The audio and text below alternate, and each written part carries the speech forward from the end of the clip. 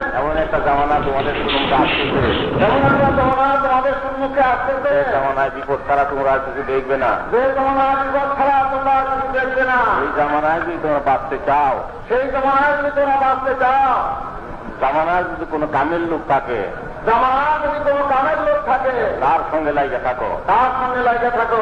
আঠার কাগজ লাইগে যায়, যেমন আঠার এবং কাগজ লাগে যায়, টানলে ফিরে যায়, খসে না। সামনে ছিঁড়ে যায়, তুমি খসে না।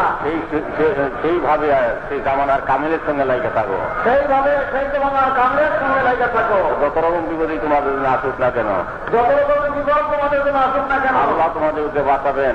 আল্লাহ তোমাদেরকে বাঁচাবেন।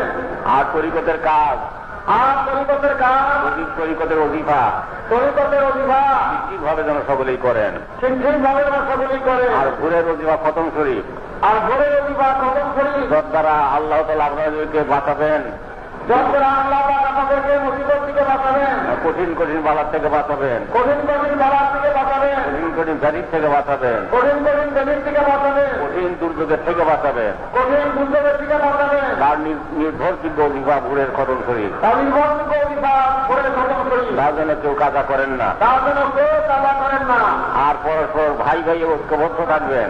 আর পরস্পর